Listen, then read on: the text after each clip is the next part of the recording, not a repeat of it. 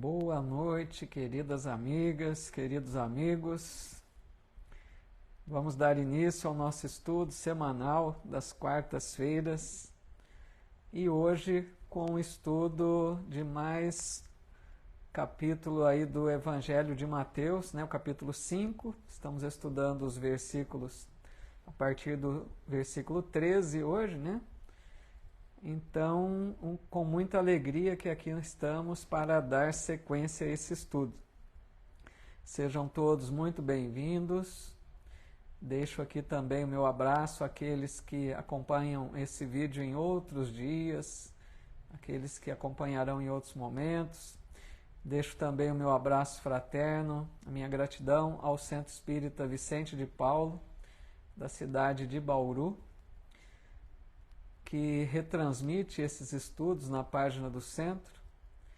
E para nossa alegria, estaremos presencialmente no próximo dia 23 agora de maio, no Centro Espírita Vicente de Paulo, para uma palestra em comemoração aí ao mês de aniversário da casa. Desde já, minha gratidão, minha alegria de ter recebido esse convite, que me deixou muito feliz. E o nosso abraço, nosso boa noite a todos que já estão aqui conectando conosco, a querida amiga Najib Saba, a Isabel Costa, boa noite, Edna Markovics, a Helena Maria Barbosa Ferreira, a Lourdes Galvani, boa noite, Zizi Cristófaro, um abraço, Zizi, a Irani Zucatelli Gaspar, o Diego Romão, aqui também a Dileta Nascimento, a Helena Neves, a Sônia Maria, Benê Garcia, Zuleide Carvalho, Ercília Machado, Odete Oliveira, Alice Machado, comentamos, e todos os demais amigos e amigas que já estão conectando aqui conosco. Que Jesus, o nosso Mestre, nos conceda bons momentos de estudos, amparados pelos bons espíritos amigos, nos envolvendo a todos em sua santa paz. A Romilda Martiniano aqui também, a Lázara Oliveira chegando aí. Muito bom, meus amigos.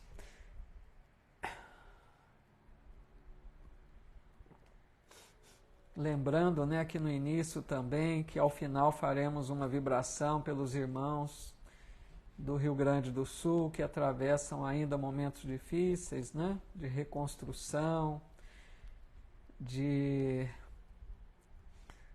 reparar tantos problemas enfrentados, contando aí com a ajuda de todo o povo brasileiro, que Jesus possa dar forças, disposição, bom ânimo, e que o auxílio, tanto espiritual quanto material, não falte a esses irmãos do Sul.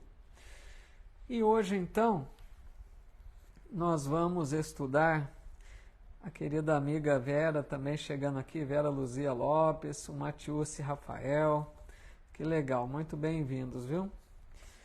Hoje nós vamos dar sequência, capítulo 5, versículo 13, foi aonde nós paramos. A Rose aqui no Insta também, a Elizabeth Cobas Fonseca, a Deise Florencio, que legal, quantas amigas e amigos aqui para o estudo da noite. A Iracema também, Picoral, Cainã, boa noite, bem-vinda. Vamos lá então?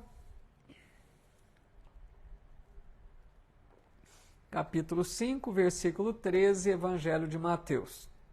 Lembrando sempre, amigos, que pode dar alguma diferença aí na minha leitura, porque a questão da tradução, cada Bíblia tem uma tradução diferente, então as palavras podem mudar um pouquinho, mas o sentido é o mesmo. Então, o som, Dileta, ele realmente não está muito bom, ainda não consegui trocar esse microfone, então peço um pouco aí de paciência para vocês. A Loiva Carnop também hoje com a gente, a Cris Mesquita, a Rosângela Souza, muito legal. Então vamos lá. 5,13 diz assim: Vós sois o sal da terra. Se, porém, o sal tornar-se insosso, com que se salgará? Para mais nada presta, senão para, lançado fora, ser pisado pelos homens. Então aqui, aquela passagem, né, tão falada sempre. Obrigado, Najib, está dizendo que o som tá bom. A Helena Neves também. Eu sei que não tá lá essas coisas, né, mas dá para ir suportando ainda até que a gente resolva o problema. Então essa passagem aqui tão conhecida, né, sobre quando Jesus disse: Vós sois o sal da terra.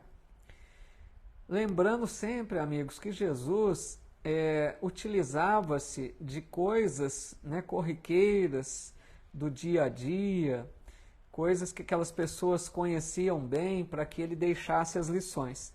Então aqui ele está se referindo aos discípulos, né, aqueles que já tentavam segui-lo, dizendo que, comparando esses discípulos com o sal.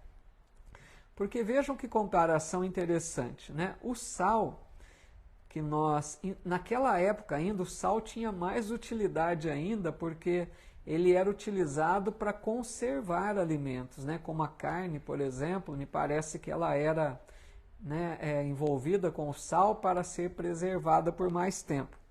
Mas hoje, para nós, quanto que o sal faz toda a diferença, né? Uma comida que não tem o sal, a gente não consegue, né, comer, não tem aquele sabor, aquele paladar gostoso, né? Então o sal, ele dá toda a diferença, por exemplo, na alimentação. Então é nesse sentido que nós, os discípulos, né, que tentamos ser discípulos do Cristo, possamos ser comparados aí ao sal, que faz a diferença. Mesmo uma pequena porção de sal, ele dá toda a diferença ali no alimento, né? Então, no sentido de que nós, como um sal, né, possamos fazer a diferença na vida das pessoas, possamos ser úteis, possamos ser fraternos, possamos marcar a vida de outras pessoas para o bem, né? Então, nesse sentido, que nós somos o sal da terra, aquele elemento imprescindível, a gente poderia dizer, né?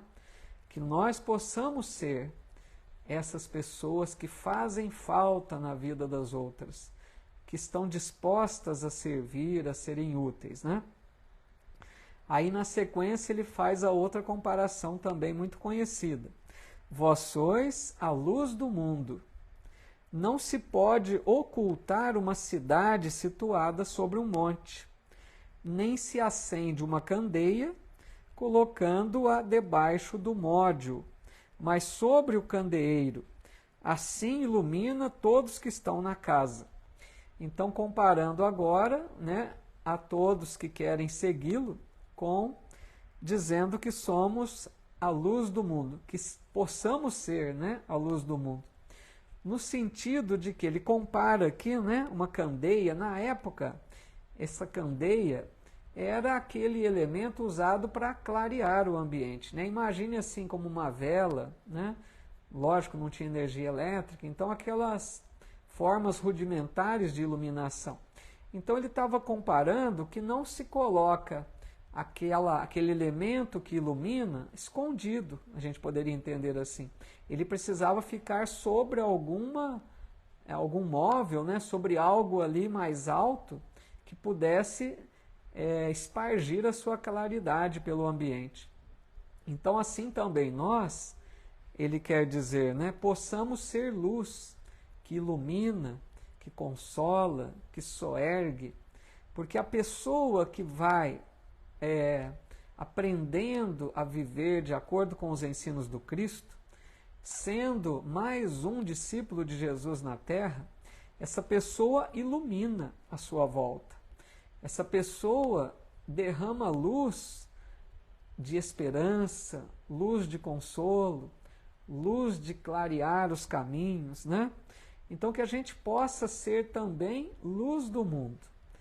Porque nós, é interessante isso, nós os espíritos criados por Deus, nós somos luz, né? O espírito é uma luz.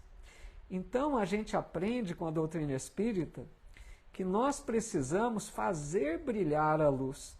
Porque o espírito, na essência, é luz. Mas enquanto a gente não aprende a comungar com a vontade do Pai, enquanto a gente não aprende a colocar em prática os ensinos do Evangelho, vivendo a mensagem, né, de Deus na nossa vida, essa luz está oculta em nós, ela não se mostra. Quanto mais a gente evolui, mais a luz irradia. Por isso que a gente diz, né, espíritos de luz, são aqueles que já conseguem fazer brilhar a sua luz. E aí ele diz na sequência, da mesma forma, brilhe a vossa luz diante dos homens, para que vejam as vossas boas obras e glorifiquem vosso Pai que está nos céus. Olha que interessante isso, né? Aí Jesus coloca um ponto aqui muito importante, para que a gente, que as pessoas vejam as boas obras dos seus discípulos, mas glorifiquem ao Pai que está no céu. Ou seja, não é para glorificar a nós que somos criaturas falíveis, mas é para ver as nossas boas obras e glorificar a Deus pela criação dela, né? Porque Deus, todo o bem provém de Deus. Nós somos apenas criaturas imperfeitas tentando refletir a luz que é de Deus, né? A luz que nós conseguimos irradiar aos poucos, ela é de Deus. A nossa essência é de Deus. Então ele diz que vejam vossas boas obras e glorifiquem ao Pai que está no céu. Então, conforme a gente age no bem, que as pessoas possam ter esperanças, né? Perceber as boas atitudes e acreditar no bem, acreditar na criação divina e não ser pessoas pessimistas, né? Tudo bem, amigos, até aqui? Deixa eu ver alguns comentários de vocês, né? Boa noite para todos que foram chegando aqui enquanto a gente foi fazendo os comentários. Obrigado, Zuleide Carvalho, querida amiga, muito obrigado pelo carinho. Que mais aqui? Tem alguns pedidos de oração, né? Que a gente faz ao final sempre. Sempre ao final a gente vai fazer, inclusive, nossa vibração, né? Pelos irmãos do Sul também. Vamos ver aqui se tem mais algum comentário para a gente passar.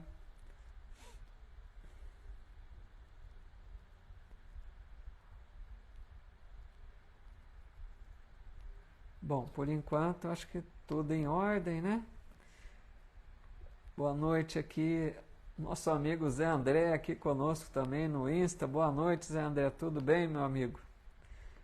A Eliana Araújo Abreu aqui conosco também e todos aqui pelo Facebook, na página Espiritismo Brasil Chico Xavier. Muita paz a todos, muito bem-vindos. Continuando então, aí tem um tópico chamado a lei, a justiça e o reino. É 5,17, tá? Quem está acompanhando aí com o Evangelho ou com a Bíblia. 5,17. Não penseis que vim destruir a lei ou os profetas. Não vim destruir, mas cumprir.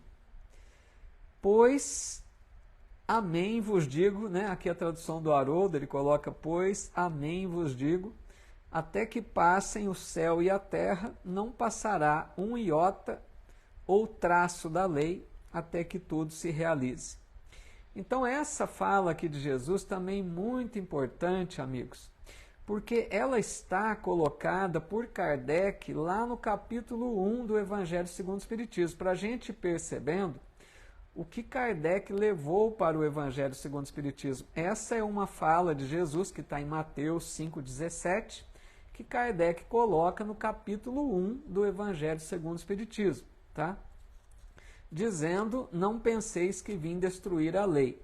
O que é isso, né? Jesus estava se referindo à primeira grande revelação da lei divina, a lei que Moisés trouxe, né, com os 10 mandamentos.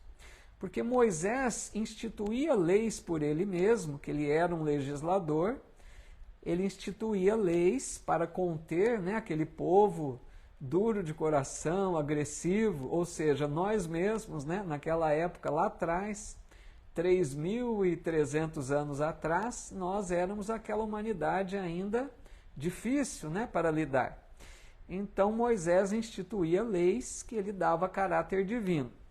Mas tinha também as leis, né, trazidas, recebidas por Moisés através ali da mediunidade, né, os 10 mandamentos. Então Jesus queria dizer que ele não vinha revogar, destruir as leis que já estavam divulgadas, os 10 mandamentos. Mas a lei de Moisés, essa sim, Jesus substituía, né? Tanto que ele dizia assim, nós vamos ver mais à frente aqui, quando ele dizia assim, ouvistes o que foi dito, eu, porém, vos digo. E aí corrigia, né? Corrigia, melhor dizendo, ele dava um novo sentido, porque Moisés estabeleceu leis que precisavam daquela forma naquela época. Mas Jesus vinha atualizar aquelas leis, né? Trazendo a lei de amor. Mas ele então não veio destruir aquela primeira revelação da lei divina, os 10 mandamentos, certo? E a gente vê uma perfeita conexão entre Antigo Testamento, Novo Testamento, né, com Jesus, e também com a terceira revelação, o Consolador prometido pelo Cristo, o Espiritismo. Tá bom? Aí ele diz assim na sequência: quem, portanto, violar um desses mínimos mandamentos e dessa maneira ensinar os homens, será chamado mínimo no reino dos céus. Quem, porém, praticar e ensinar, este será chamado grande no reino dos céus. Então aqui Jesus está falando no sentido, né, de quem procura cumprir as leis divinas. Leis que Jesus começava a ensinar com o evangelho que ficaria para nós, né? Tudo aquilo que Jesus foi ensinando, nós sabemos que aqueles discípulos escreveriam, né, e deixariam para nós através dos evangelhos, assim como este, né, de Mateus, que estamos aqui estudando.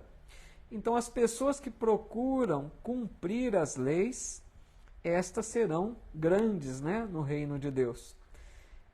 As leis de Deus que estão na nossa consciência, como diz a questão 621 de O Livro dos Espíritos, e também muito bem exemplificadas no Evangelho de Jesus, né? Aí ele diz assim: por isso vos digo que se a vossa justiça não exceder a dos escribas e fariseus, de modo nenhum entrareis no reino dos céus. Por que que Jesus dizia isso, né? Porque os escribas e fariseus eram aqueles doutores da lei, né? Estudiosos da lei de Moisés. Eles conheciam profundamente a lei e eles tinham uma tarefa importante de ensinar a lei para as pessoas. Eles ensinavam muito bem. Eles eram conhecedores da lei que vigorava, né? O judaísmo. Mas eles, amigos, eles cobravam atitudes das pessoas e eles não viviam de acordo com o que eles ensinavam. Ou seja, por isso que Jesus os chamavam de hipócritas, né?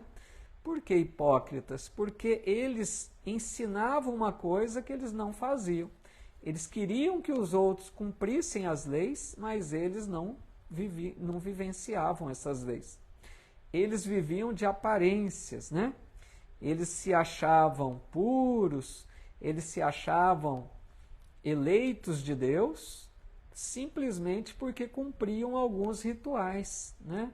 Lavagem de mãos de determinadas formas, porque jejuavam, porque não conviviam com as pessoas que eles consideravam pecadoras. Então eles se achavam eleitos de Deus. Então, por isso que Jesus diz: se a vossa justiça não for superior a desses doutores da lei, de modo algum entrareis no reino dos céus, porque eles não viviam, né, de acordo com as leis.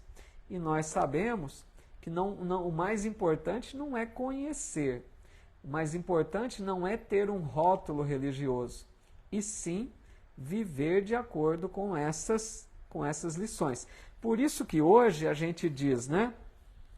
O que é mais importante? Ser um religioso ou viver a lei de amor na sua vida? Então, às vezes, uma pessoa que se diz ateia, né, que não crê em Deus, se ela é caridosa, se ela vive com fraternidade, ela está em melhores condições do que aquele religioso que não sai do templo, da igreja, do centro espírita e não consegue ainda ser uma pessoa fraterna. Então não importa o rótulo, né? O que importa é a vivência. Tudo bem até aqui, amigos? O Ailton Cosmo está dizendo: possivelmente foi aí que surgiu aquele ditado: faço o que falo, mas não faço o que eu faço. É bem por aí, né? Quando se diz, fala, ensina bonitinho, mas não vive aquilo. A Bruna Souza está dizendo: Jesus deu ótimas lições a eles, né? O chamamento de hipócritas constantemente, né? Os chamando de hipócritas, né? Pois é, Jesus chamava eles ali dava uma dura, né, Bruna? Jesus, quando precisava chamar a atenção, né, no sentido de despertar neles a verdade, para que eles percebessem o erro que eles estavam incorrendo, né? Jesus era duro. Então aí a diferença, né? Quando Jesus dizia: seja o vosso falar sim, sim, não, não. Não tem que ficar agradando. Se é preciso mostrar a realidade, né? Jesus tinha muita autoridade moral para isso. Muitos amigos e amigas aqui no Espiritismo Brasil Chico Xavier, muito bem-vindos. Eu fico muito feliz com a presença de vocês. Então, a Bruna também comentou, mas seria o novo entendimento de espiritualidade, das leis morais, né? Pois é, Jesus trazia um avanço aí, trazendo a lei de amor, falando de Deus como Pai, né? A Graça dizendo que o azul aqui da camisa é bonito. Eu também gosto, viu, Graça? Obrigado. Uma cor bonita, né? Bom, acho que dá para a gente prosseguir aqui então, né? Só um minutinho.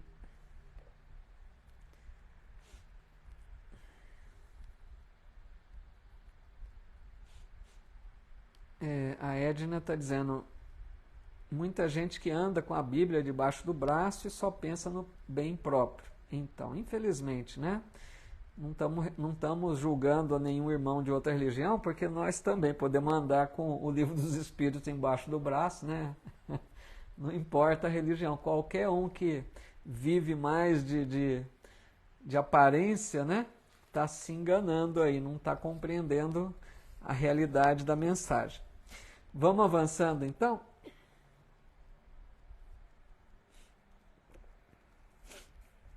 Aí vem um tópico chamado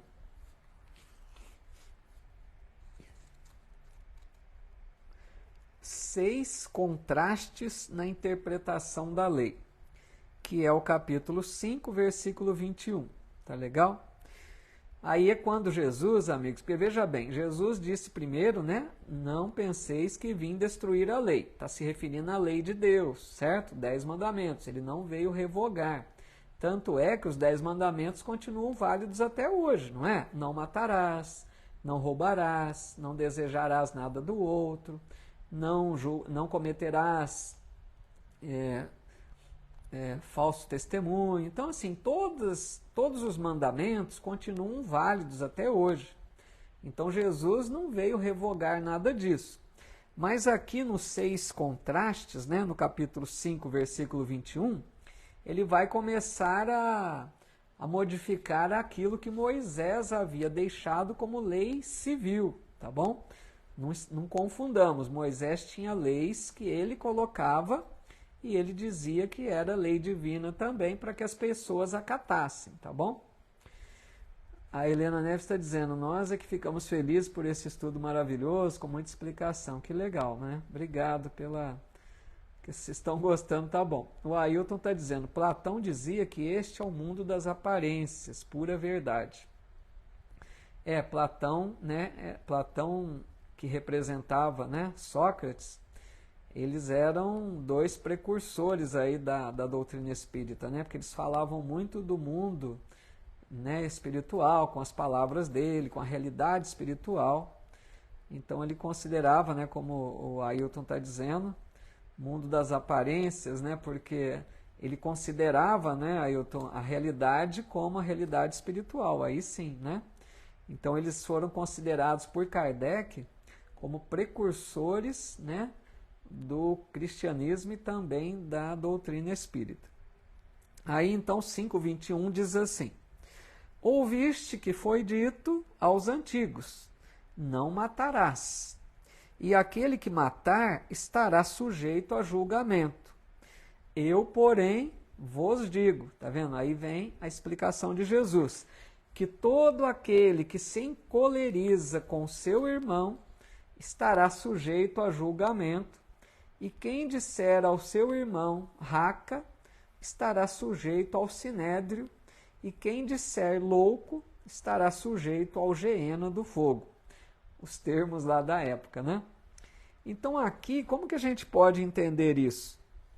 Porque Moisés, entendamos bem, quando ele diz assim, ouvistes o que foi dito, era o que Moisés colocava, certo? Porque fazia sentido naquela época, amigos. Moisés viveu aproximadamente 1.300 anos antes de Jesus. A humanidade estava ainda muito imatura, né? Precisava de leis mais duras, tá bom? Então, Moisés dizia, não matarás. Bastava, se não matasse, já estava bom, já era um grande avanço se a pessoa evitasse de matar o outro, né? Então Jesus disse lá, ouviste o que foi dito, não matarás, eu porém vos digo. Ele eleva, né, a responsabilidade, ele eleva ali o compromisso dizendo que não bastava mais não matar. Ele diz que se a pessoa diz ao outro, né, louco, se a pessoa agride o outro, mesmo que verbalmente, ele está dizendo, estará sujeito ao geena do fogo, né? Aquela questão do simbolismo, que ele falava do fogo eterno, do inferno, porque geena era lá um monturo, né? Onde se jogava o lixo e ficava queimando aquilo. Então Jesus usava aquele exemplo para dizer que as pessoas poderiam sofrer como se estivesse lançado ali no geena, né? Naquele monturo onde se ficava queimando muito tempo ali queimando, dando aquela ideia de um inferno, né? Então Jesus queria dizer o quê? Que não bastava mais, com a sua lei, não matar. Ele dava a ideia de evitar, então, as brigas, as discussões, né? Tudo aquilo que desentendimento. Jesus já vinha propor muito mais do que não apenas matar, mas que se evitassem as brigas, né?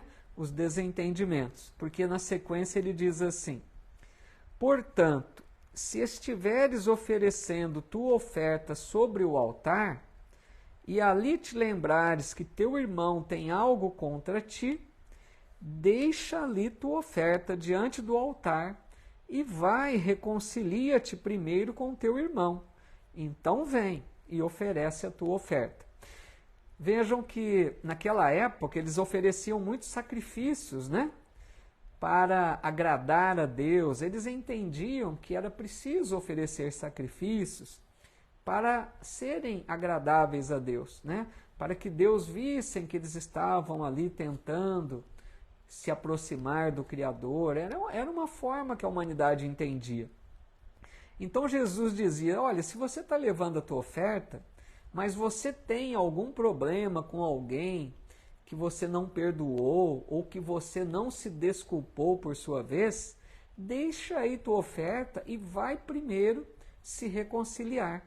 Né? No sentido de que, nos falando sobre o perdão, Jesus começou a trabalhar a questão do perdão. Porque na época de Moisés, desde que não matasse, estava bom, né? Mesmo que tivesse ali as suas rixas, seus problemas, Moisés não entrou nessa questão. Mas Jesus trabalhou a questão do perdão, porque ele vinha trazer um grande avanço na lei, né? No entendimento da lei divina, trazendo essa lei de amor, certo? Aí na sequência, ele diz assim, sê benevolente depressa com teu adversário, enquanto estás no caminho com ele, para que o adversário não te entregue ao juiz e o juiz te entregue ao oficial, e serás lançado na prisão. Amém vos digo que de modo nenhum sairás dali até que restituas o último quadrante. Umas palavras diferentes, né, que a gente pode entender da seguinte forma. Jesus está dizendo, enquanto estamos lado a lado com aqueles que temos dificuldade, problemas, que consideramos nossos inimigos, aproveitemos para nos reconciliar. Por quê? Kardec comenta isso no Evangelho segundo o Espiritismo, dizendo da seguinte forma, quantas pessoas que mantêm-se na inimizade, guardando mágoas, rancores, né? Ódio até uns dos outros, e de repente um desses desencarna, e o que acontece? Muitas vezes esse espírito que desencarna, carregando ódio por aquela pessoa que ficou encarnada, muitas vezes volta para as chamadas obsessões, né? Prejudicando aqueles com os quais se desentenderam.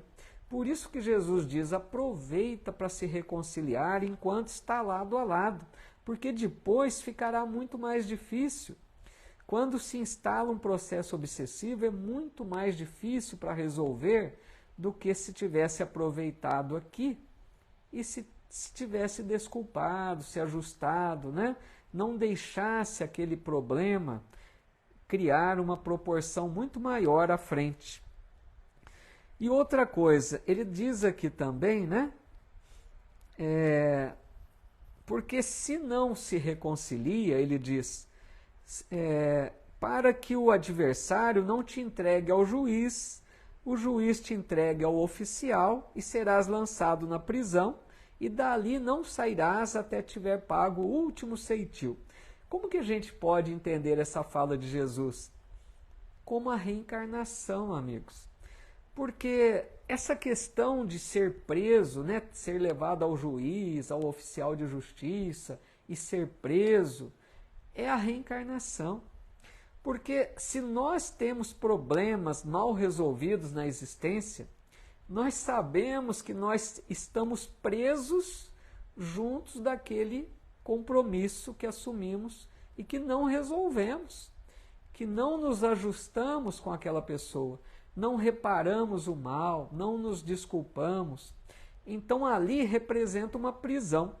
Nós vamos voltar para a reencarnação junto deles, né, com os chamados adversários, até que a gente pague o último ceitil, ou seja, até que a gente repare todo o mal que foi feito e possamos nos libertar daquele problema. É essa prisão que Jesus está dizendo, né?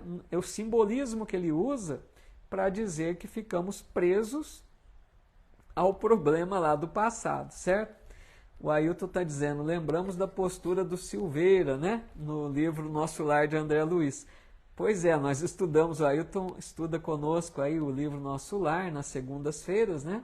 E nós estudamos nesta segunda sobre a questão de um espírito, né? Que André Luiz teve problema na última encarnação junto de seu pai, e ele encontra esse espírito no mundo espiritual e fica lá todo envergonhado, né? Por se lembrar da história que eles prejudicaram o Silveira.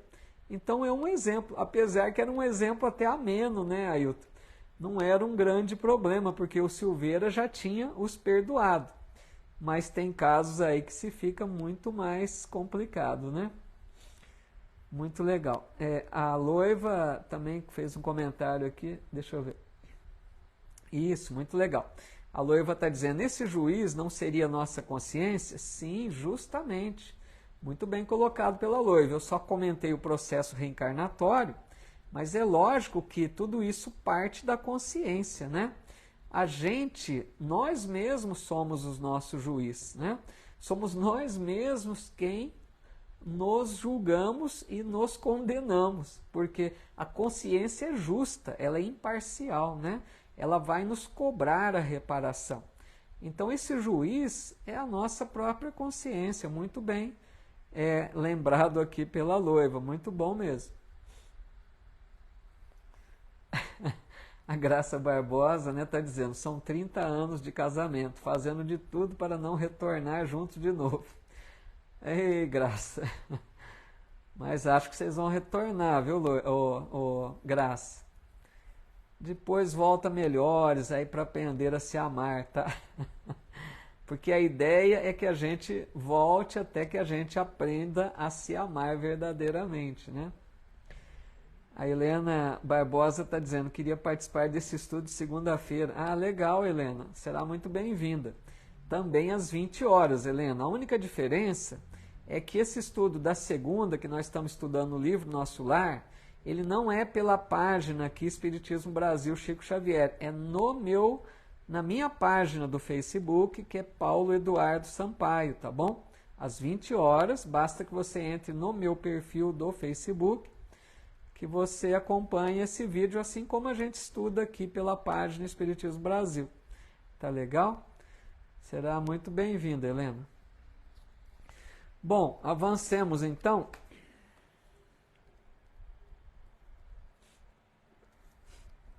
Aí diz assim. Legal, Helena.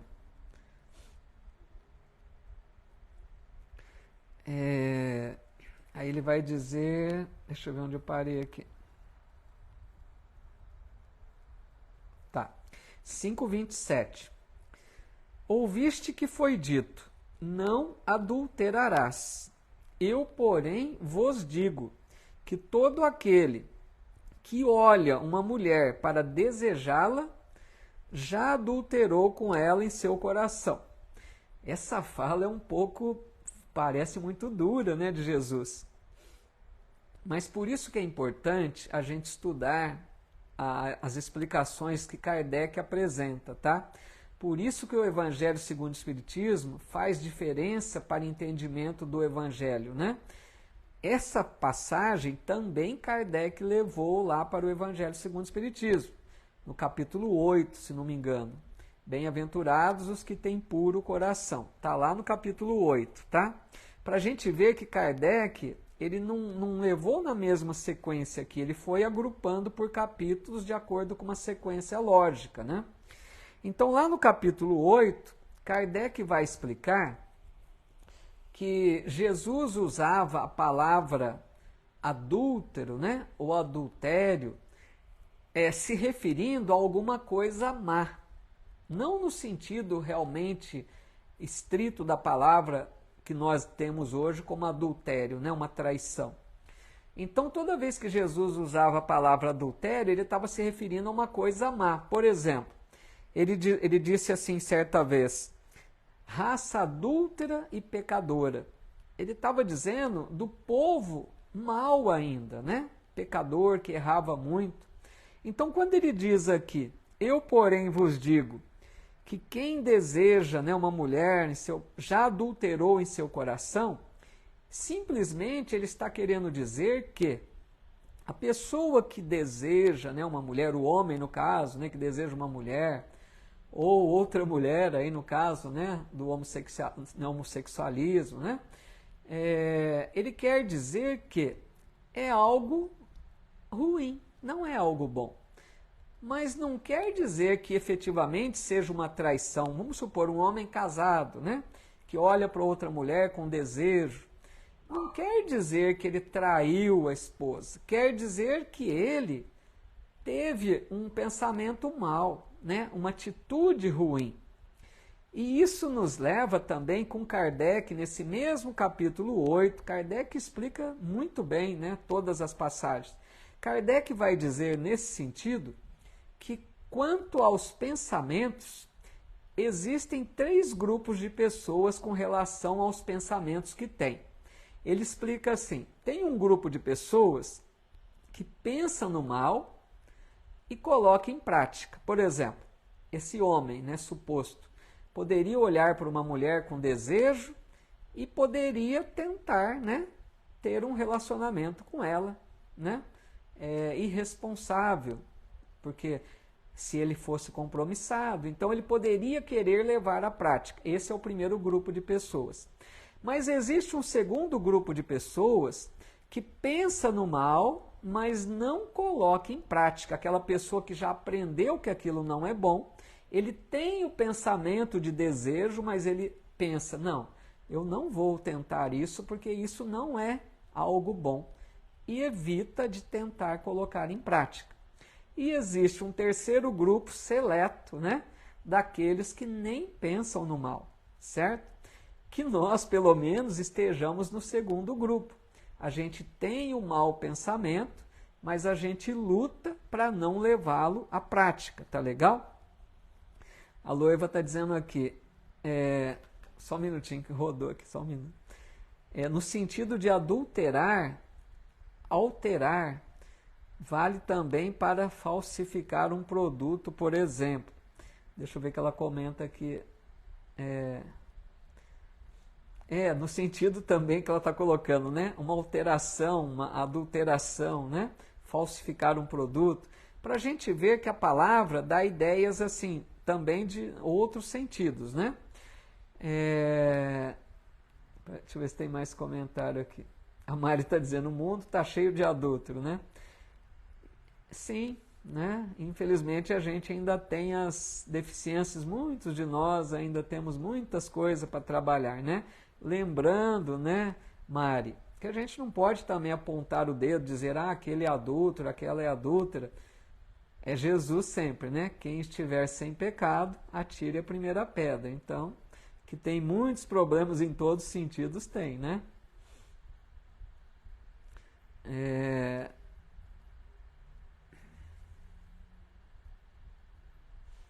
Bom, então, continuando aqui. Aí no 5:29, portanto, se teu... Olha agora que importante é essa passagem, amigos. Portanto, se teu olho direito te escandaliza, arranca-o e lança-o de ti, pois é melhor que se perca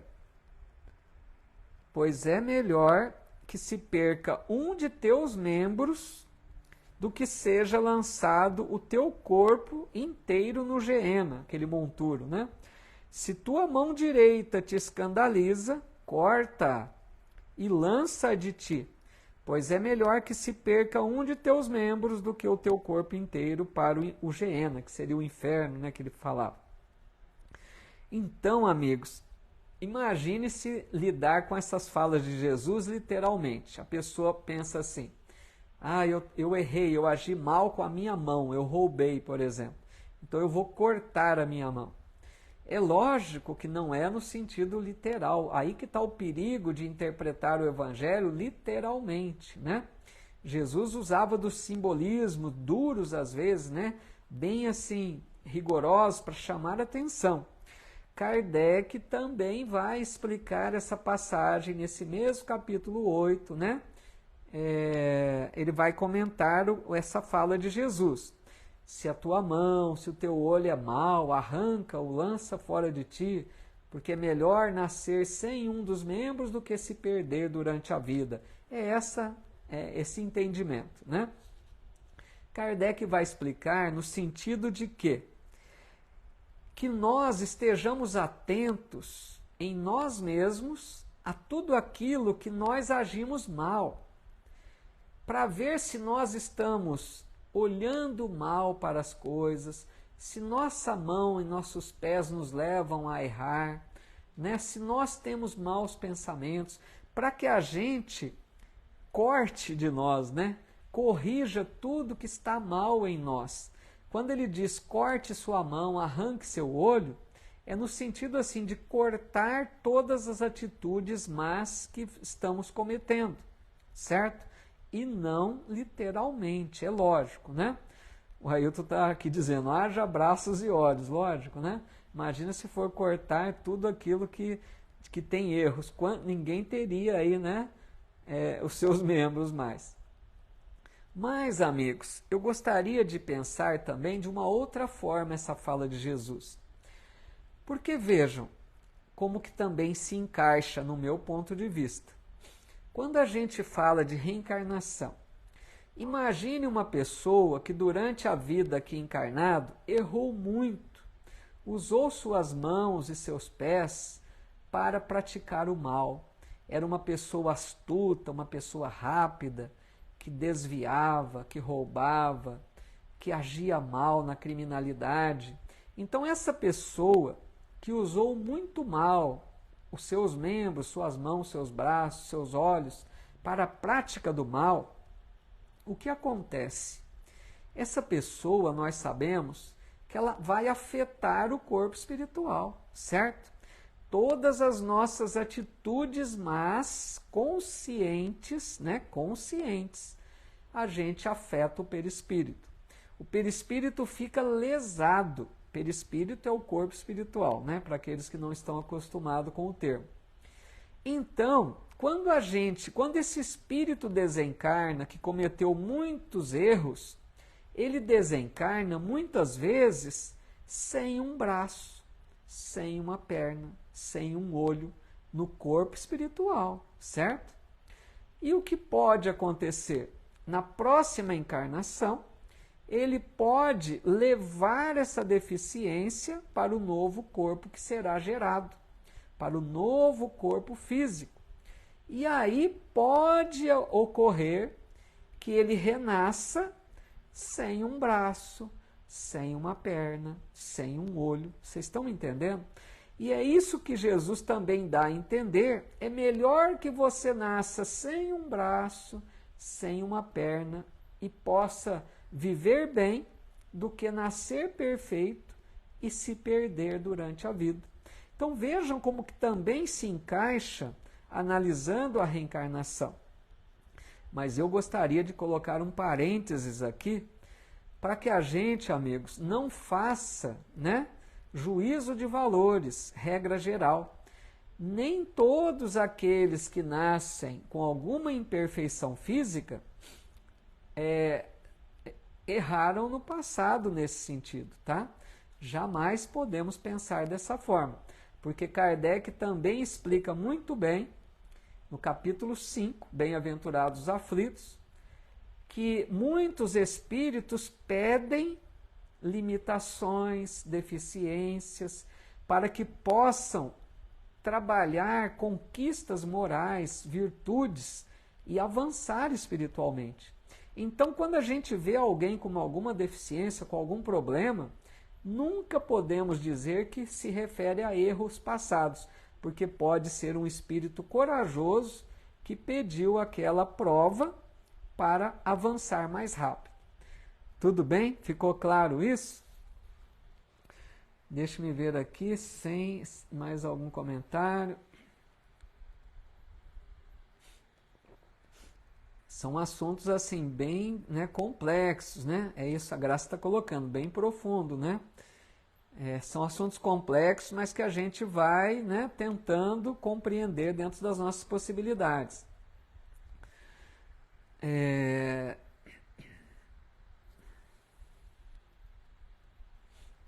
Conchita está dizendo, quando erramos, temos a possibilidade de nos redimir e não voltar a cometer o mesmo erro. Sim, né? É justamente nesse sentido, né, Conchita? Para que a gente tire lições dos erros e não venha a cometê-lo novamente. Por isso que existe a chamada expiação. O que é a expiação? É nós sofrermos mais ou menos de acordo com o que fizemos a outros. A gente sofre dores semelhantes a que impusemos aos outros. Não é castigo, mas é para que a gente aprenda que aquilo não é bom. Se não é bom para nós, não é bom para o outro. Para que a gente assim evite, né, de cometê-la novamente. Aí a gente tira lições a duras penas, né? Vamos avançar mais um pouquinho então. 5:31. Foi dito, quem repudiar sua mulher, dê-lhe carta de divórcio. Eu, porém, vos digo que todo aquele que repudia sua mulher, exceto em razão de infidelidade, a faz adulterar. E quem se casa com a repudiada comete adultério. Aqui nem assim exige muito comentário, porque Jesus está retratando um momento da época, né, no sentido dos relacionamentos, porque vejam, trabalhava-se muito a questão da monogamia, né, para que os casais se mantivessem fiéis ao compromisso, né, assumido, para que evitassem de outros relacionamentos, né, mais como havia antigamente a poligamia, que um homem tinha várias mulheres, e até mulheres às vezes tinham vários maridos, né? Então aqui Jesus trabalhando a questão de evitar-se, né, relacionamentos fora ali, né, do compromisso. Aí no 5:33 diz assim, outra vez ouviste que foi dito aos antigos, não perjurarás, ou seja, né, no sentido de quebrar um juramento, né? Na época de Moisés dizia, não perjurarás, quer dizer, se você jurou alguma coisa, cumpra seu juramento. Então, ele diz aqui, né? Outra vez ouviste que foi dito, não perjurarás e pagarás ao Senhor teus juramentos. Eu, porém, vos digo, para não jurar de modo algum, nem pelo céu, porque é o trono de Deus, nem pela terra, porque é o estrado de seus pés, nem por Jerusalém, porque é a cidade do grande rei. Nem jures pela tua cabeça, porque não podes tornar branco ou preto nem um fio de teu cabelo. Então, o que está dizendo aqui, né, que a gente pode compreender? Na época de Moisés, eles costumavam muito jurar. Por quê? Porque não se tinha muita confiança na fala das pessoas, né? Então a pessoa dizia, você jura, né? Por Deus? Até hoje a gente tem isso, né? Jura por Deus? Então naquela época, Moisés dizia, não perjurarás. Quer dizer o quê?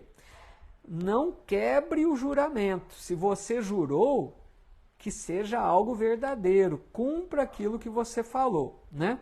Mas Jesus vem dizer, não jure de forma alguma. Então a fala de Jesus é que vale até hoje. E quantos de nós juramos por Deus hoje, não é? É tão comum a pessoa falar, você jura por Deus? Quer dizer, para ter confiança naquela fala. Então Jesus está dizendo, não jure por nada, né? Nem por Deus, nem por nada. Porque ele quer dizer o quê? Que nós precisamos ter mais verdade nas nossas falas, né? Que a gente possa honrar a nossa fala. Por isso que na sequência ele diz assim, seja porém a vossa palavra sim, sim, não, não. O que excede disso é o mal. Não ficou claro isso, né? A gente precisa ser dignos, honestos, honrados, verdadeiros, para que a pessoa perceba que somos confiáveis, né? É tão bom quando a gente fala uma coisa e o outro diz, em você eu acredito. porque a pessoa ganhou a confiança de outros, né? Tem pessoas que o outro não confia. Então aí vem aquele chamado, né? Você jura por Deus? Como que eu vou acreditar na sua palavra? Porque a pessoa não conquistou essa confiança.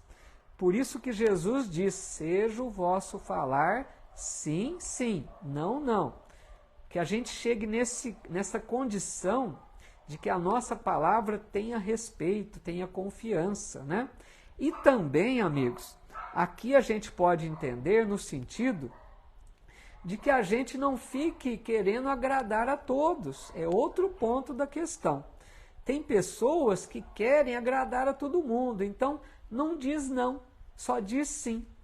Você pode isso? Posso. Você concorda com isso? Concordo. Sabe aquela pessoa que quer ser bonzinho, né? Bonzinho é diferente de bondoso. A pessoa bonzinho é aquela que quer agradar sempre, não quer contrariar a ninguém, e isso é um grande erro, é um perigo. Porque às vezes a gente concorda com tudo, concorda com coisas erradas, só para não ficar mal com o outro, né? Então a gente tem que ter nossa postura. Não, não concordo. Desde que a gente não seja duro na fala, basta dizer não concordo, né? Não aceito, não posso, hoje não posso fazer isso. Então sim, sim, não, não, né? E não ficar aí jurando à torta e à direita, né? A Conchita está dizendo, não dá para agradar gregos e troianos. É isso, né? Não fiquemos... Lembrando, né, amigos, que nem Jesus agradou a todos. Por que nós vamos querer agradar a todos, né? Vamos ver se tem mais. A Mari está dizendo, muito complicado naquela época. Pois é, né? Imagine que nós vivemos nessa época aí. A Matilde Porto está dizendo, essa explicação maravilhosa nos dá um entendimento diferente daquilo que lemos. Estou muito grata, a Deus abençoe por esses momentos edificantes. Que bom, Matilde. Fico feliz que tenha levado, né, uma compreensão melhor. Fico muito feliz. A Sônia lembrando, né, dos irmãos do Sul, a gente vai fazer já já a nossa vibração final aí por esse. Peço àqueles que quiserem, né, para vibrarmos juntos. Tudo bem até aqui? A Lourdes Galvani né, sentiu a presença da minha cachorrinha. Mais de uma, viu? Tem duas aqui pertinho, que estão aceleradas aí, porque passa cachorro ali na rua, elas ficam doidas. O Ailton está dizendo, temos que ter senso de justiça. Pois é, né? Tão importante esse senso de justiça. Legal, Mari, dizendo que amou o estudo, mas tem mais um pouquinho ainda, gente. Obrigado, Edna, mas falta um trechinho. Vamos só, peço a paciência de vocês. Falta só mais alguns versículos aqui para a gente concluir esse tópico, tá bom? Aí, na sequência, diz assim: ouvistes o que foi dito, olho por olho e dente por dente. Tão conhecida essa fala, né? Pena de Talião. Eu, porém, vos digo, para não se opor ao malvado. Pelo contrário, ao que te bater na face direita, vira-lhe também a outra. E ao que deseja levar-te a juízo, para tomar-te a túnica, dai-lhe também o manto. E quem te compelir a caminhar 1 milha, vai com ele 2. Dá ao que te pede e não desacostas ao que deseja tomar-te um empréstimo. Então vejam, aqui precisamos entender bem isso, né? Moisés falava olho por olho e dente por dente. Amigos, essa prática de Moisés pela pena de Talião, né? Que era olho por olho e dente por dente, na época de Moisés já era um avanço de justiça. Porque em tempos recuados a Moisés era muito desproporcional. Por exemplo, alguém de uma tribo roubava um animal da outra tribo. Aquela tribo que foi roubada se sentia no direito de matar os membros daqueles que roubaram e roubar todos os animais. Então, não havia justiça. O que Moisés fez? fez uso da pena de talião. Então ele instituiu como lei: se alguém te rouba um animal, você tem direito de roubar um também. Se alguém te rouba 10, você tem direito a roubar 10. Então, ou seja, era o olho por olho, dente por dente. Entendendo que isso já era um avanço, porque em tempos recuados havia uma desproporção muito grande, certo? Então, quando vem Jesus, a humanidade já tinha caminhado através de muitas reencarnações, e Jesus então vem dizer: não, olho por olho, dente por dente foi no passado. Por isso que ele disse: ouvistes o que foi dito, eu, porém, vos digo, se alguém te bate na face direita, dê também a outra. Se alguém te rouba a túnica, dê também a capa. Se alguém te pede para caminhar 1000 passos, vai 2000. O que quer dizer isso, amigos? Não é no sentido literal. É lógico que se alguém bate num lado da face, eu não vou virar o outro para ele me bater, eu vou me defender, né? O que Jesus quer dizer com isso? Que a gente não deve vingar-se, que nós precisamos aprender a trabalhar o perdão. É isso, que a gente não haja da mesma forma do agressor, que a gente não revide o mal recebido. Quando ele quer dizer o quê? Não vale a pena seguir com brigas, com disputas, né, com lutas, defendendo o seu direito. Jesus quer trabalhar em nós a tolerância, a paciência, a compreensão e o perdão. É nesse sentido.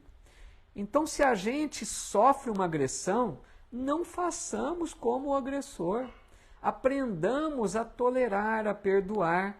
A Loiva colocando: não retribuir o mal com o mal, né? É nesse sentido. E não entender literalmente também, né? Olha quantas lições que a gente tem, né, vendo o Evangelho com esses olhos, né, retirando o espírito da letra. Aí, finalizando, ele vai dizer assim: ouvistes o que foi dito, amarás o teu próximo e odiarás o teu inimigo. Eu, porém, vos digo: amai os vossos inimigos e orai pelos que vos perseguem, para que vos torneis filhos de vosso Pai, que está nos céus, já que o seu sol desponta sobre maus e bons e cai chuva sobre justos e injustos. Outro ponto importantíssimo, né? Kardec levou também lá para o Evangelho segundo o Espiritismo. Quando ele fala, né, amai os vossos inimigos. Não tenho certeza se capítulo 11. Memória tem hora que falha um pouco. Mas é no capítulo amai os vossos inimigos. Kardec trabalha essa questão por quê? Olha que Jesus disse: ouvistes o que foi dito, amarás o teu próximo e odiarás o teu inimigo. Essa era a lei que vigorava à época de Moisés. Amava o teu próximo, aquele que convive com você, mas poderia odiar aquele que, né, é o chamado inimigo. Jesus vem dizer: não, não é mais assim.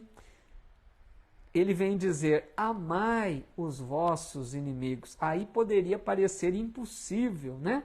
Como assim amar o inimigo? Então vem Kardec, amparado pelos espíritos superiores, e vem dizer que amar o inimigo não quer dizer conviver com o inimigo. Não quer dizer estar abraçado com o inimigo, porque é impossível isso, não tem afinidade fluídica, né? A gente não se sente bem do lado da pessoa que temos problemas ainda para resolver.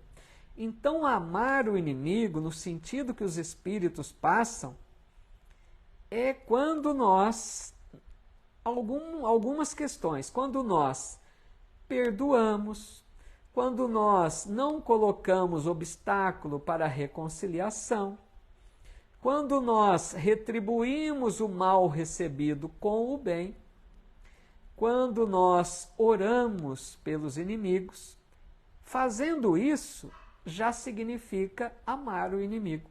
Não precisa conviver com ele, é lógico. Então, quando Jesus disse amai os vossos inimigos, é nesse sentido, amigos. Para que a gente vá aprendendo a não desejar o mal para o outro. Que a gente comece, o ponto mais fácil que a gente poderia começar é orando por eles, né? Porque às vezes a gente tem dificuldade ainda de perdoar, de retribuir o mal com o bem. Então comecemos orando. Já é o primeiro passo de amar os inimigos. Mesmo que a oração seja forçada de início, vamos insistindo, vai orando, vai tentando. Vai chegar um momento que a oração vai fluir naturalmente e a gente já vai conseguir enxergar aquele chamado inimigo com outros olhos. Já vamos amolecendo o nosso coração, preparando o perdão. E isso a gente estará acertando com o Evangelho, né? Aí ele finaliza dizendo, 5,46, pois se amais os que vos amam, que recompensa tendes? Não fazem o mesmo os publicanos?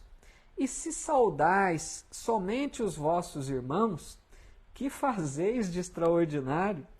Não fazem também os gentios o mesmo? Portanto, sede vós perfeitos, como é perfeito o vosso Pai Celestial. Olha que interessante, né? Como é verdade isso? Amar apenas aqueles que nos amam é fácil, né? Que dificuldade que a gente tem de amar aqueles que nos envolvem com seu amor, com seu carinho, com a sua solicitude, com o seu amparo. É fácil. O difícil, o desafio é amar aqueles que, né, nós temos ali alguns problemas para resolver. Por isso que Jesus disse, os gentios também fazem isso. Os gentios eram aqueles outros povos, né, que não eram judeus. Então ele dizia, até os publicanos, os fariseus também fazem assim. Que mérito teríamos, né? Então é preciso aprender algo mais. O cristão, né, o bom espírita, está convocado a amar o inimigo, nesse sentido que explicamos, né? E aí ele finaliza dizendo, sede vós perfeitos, como perfeito é vosso Pai Celestial. Veja bem, aqui poderíamos também colocar uma grande interrogação, né? Como assim? Como que nós poderemos ser perfeitos como Pai Celestial?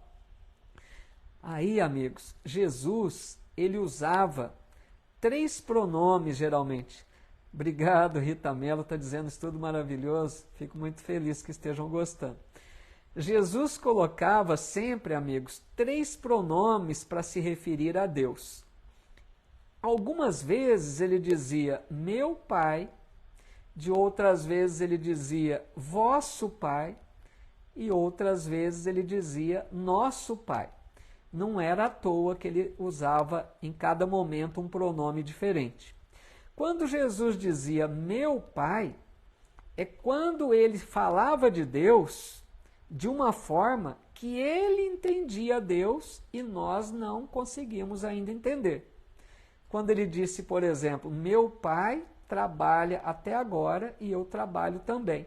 Era a forma como ele entende o trabalho de Deus que nós não entendemos.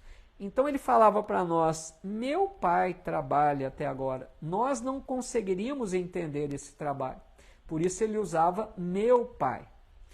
Quando ele falava vosso Pai, como está aqui colocado, ele queria dizer, falar de Deus como nós entendemos Deus. Entenderam? Então quando ele disse aqui, sede vós perfeitos como vosso Pai é perfeito, ele queria dizer como nós entendemos a perfeição de Deus. Deus bom, Deus justo, na nossa limitação de entendimento de Deus. Então ele quer dizer, dessa forma que entendemos a perfeição de Deus, sejamos nós também. Mas não na perfeição absoluta que é o Criador e que nós não entendemos. Compreenderam isso? Jesus queria dizer que buscássemos ser perfeitos como nós entendemos a perfeição de Deus, que é limitada no nosso entendimento. Mas Deus é perfeição absoluta, que nós ainda não entendemos. Por isso ele usou vosso Pai. Olha os detalhes que a gente vai pegando, né? E só para explicar o último ponto, às vezes ele dizia nosso Pai. Na oração, por exemplo, Pai nosso que estais nos céus. Quando ele falava de Deus como Pai comum a todos nós. O mesmo Pai nosso, o mesmo Pai dele. Ele falava Pai nosso. Tudo bem, amigos? Assim a gente encerra aqui mais esse estudo de hoje, né? Acho que deu para avançar bastante. Deixa eu ver se tem aqui algum comentário que eu acabei perdendo, que não vejo na hora. Legal, Helena Neves, a Ercília aqui dizendo que ficou claro, né? Muito obrigado. A Ruth Diogo também, muito legal. A Graça Barbosa. A Mari Batista dizendo, perdoar por não saber ainda o que faz. Acho que se referindo àquele momento da cruz, né, Mari? Quando Jesus diz, Pai, perdoa-lhes, eles não sabem o que fazem, né? Legal. Mineiro Godoy está dizendo, fazer o bem sempre, graças a Deus. Muito legal. Isso tem que ser o nosso pensamento, né? A Loiva dizendo, tudo de acordo com a lei do progresso, não retribuir o mal com o mal. Justamente. A Loiva lembrando uma das leis morais, né? Que estão lá na terceira parte do Livro dos Espíritos, lei do progresso. Tudo progride, né? Nós todos avançamos, queiramos ou não. Os mundos progridem, os animais progridem, tudo avança, né? O Ailton lembrando lá atrás, né, que era o nivelamento baixo e rasteiro, né? Que Jesus elevou o sarrafo, né? Como diz na linguagem moderna aí, né? Muito bom. Aqui muitos agradecimentos aí, né, Irani, Graça Soares, a Lourdes Galvani, muito legal, a Lázaro Oliveira, muito obrigado. Fico muito feliz que estejam gostando. Vamos fazer então, pessoal, nossa oração final. Me perdoem aí por ter avançado, mas eu queria concluir esse tópico, né? A Lucifaria aqui também. Vamos fazer então nossa prece, nossa vibração.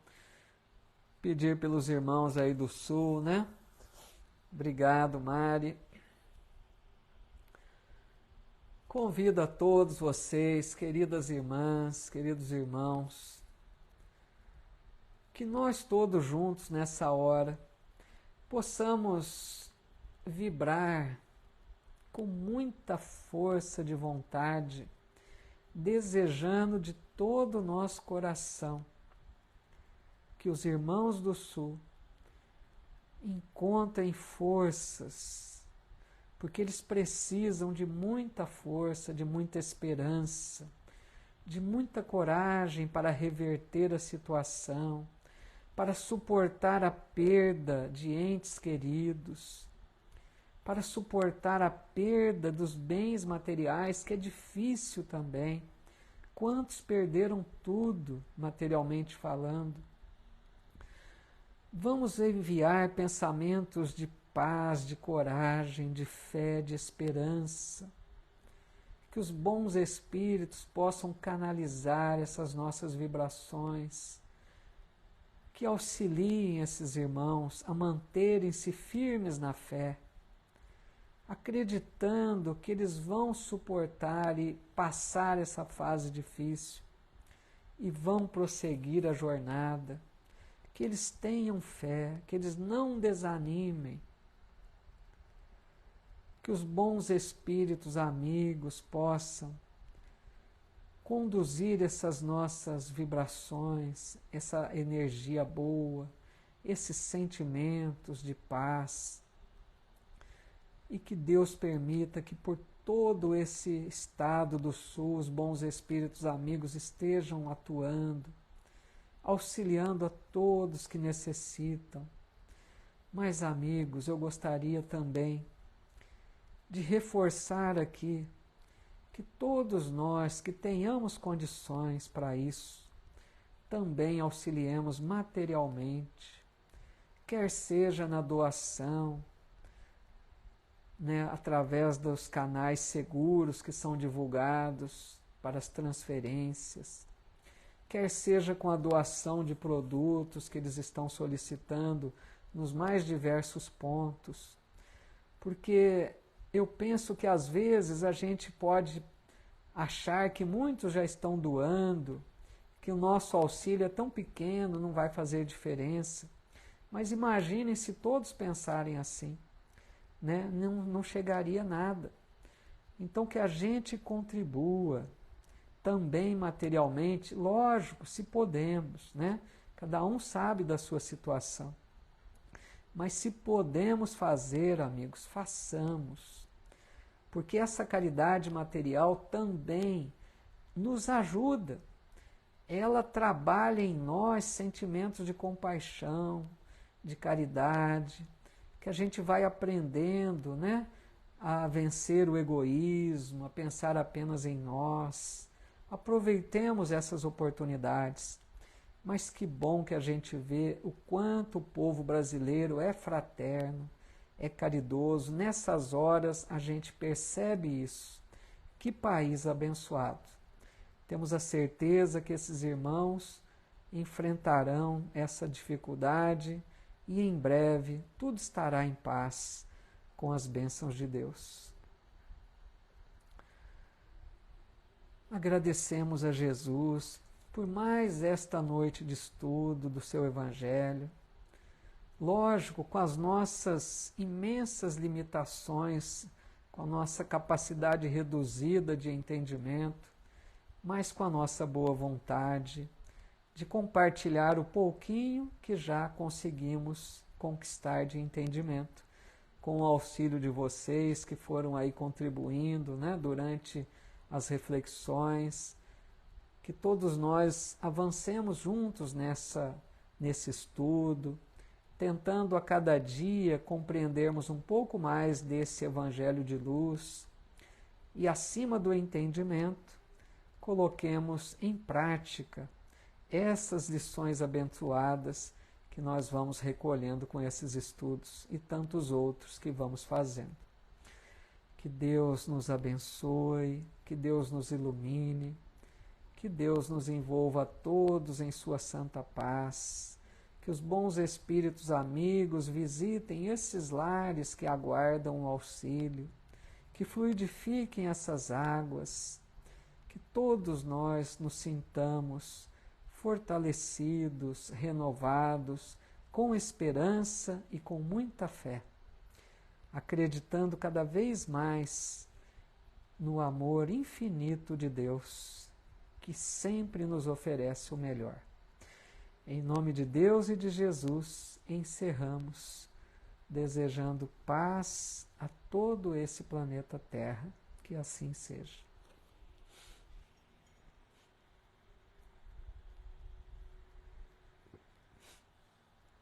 Muito obrigado, queridas amigas, queridos amigos. Sempre uma alegria muito grande esses momentos de estudo, momento abençoado da minha semana, para mim é uma alegria imensa. E eu percebo que para vocês também, né, que estão sempre aqui juntos, percebo o interesse de cada um de vocês, que Deus nos conserve com essa boa vontade, com esse interesse em aprender mais, em buscar a nossa evolução. Obrigado, Rose. A Ana, a Bia também tem estudado sempre aqui conosco, aqui no Insta. Quantas amigas e amigos aqui no Espiritismo Brasil Chico Xavier, no Facebook. Meus amigos, de coração, muita paz a todos. A Vera Souza também aqui conosco. Muita paz, que Deus abençoe nossos lares, que Deus nos ilumine sempre. Até o nosso próximo estudo, na segunda-feira, né, aqueles que estudam o Nosso Lar conosco, ou na próxima quarta-feira para mais uma lição de Emmanuel, né? Na próxima vamos com Emmanuel, fazendo esse rodízio. A Loiva está dizendo aqui, deixa eu ver o comentário da Loiva. Muito obrigada, Paulo. e a todos os amigos pelas preces e as boas vibrações para o Rio Grande do Sul, aqui em Pelotas, muito vento agora, e a previsão é de que as águas do Guaíba, né, possam inundar as cidades aqui na volta. Força e fé, sigamos em frente na certeza de que Jesus está no leme. Situação muito difícil, né, Loiva? Que Deus abençoe da melhor maneira sempre. Meus amigos, minhas amigas, continuemos com a nossa fé em Deus, que tudo ficará em paz. Façamos a nossa parte e confiemos em Deus. Muita paz, muita luz. Até a próxima. Um abraço fraterno a todos.